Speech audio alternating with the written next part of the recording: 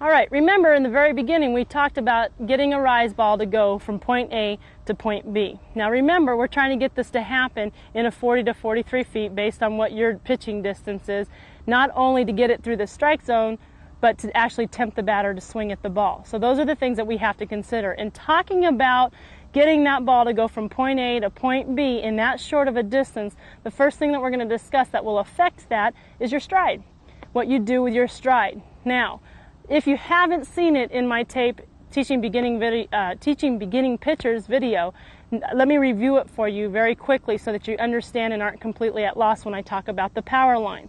The power line will come directly off the inside right portion of my foot because I'm right-handed and this is my push-off leg. If you're left-handed, obviously it's going to be the exact opposite. And it's going to extend out there about 5-6 feet so that I can actually see as my push-off foot I start, and when I'm driving out with my leg, that my left leg or my plant foot is going to land on that power line, so that if I showed you and I drove out, I'd be right here and I could draw that power line right through my feet all the way back into there. And that's what I consider on a power line. Now, talking about point A to point B, we're not going to do anything to adjust off our power line. What we are going to do is lengthen our stride or take a longer stride. Now, a lot of problems can occur when we first start talking about doing this, because when we talk to young ladies about lengthening their stride, they tend to get really off balance and come right out here to get their balance completely off, and then it won't help for anything else that we're doing with wrist snap. We'll get all off balance and everything will kind of go amok for you. So when we're talking about that power line, nothing changes. You're still on that power line. You are lengthening your stride or getting farther out there. Why do we lengthen our stride?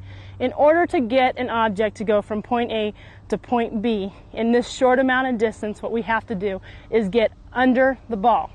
Now, the first thing that I do when I talk about getting under the ball is point out very common problem for most pitchers in getting under the ball. When they lengthen that stride, they'll get under the ball. This is what they interpret as under the ball right here. If you really analyze this, I'm on top of the ball right here.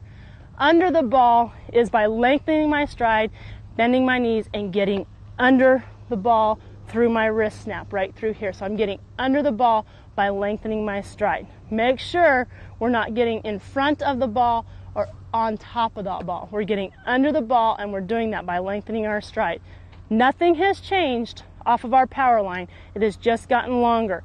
We will come back to throwing a rise ball inside and outside, and that is when we will change off the power line.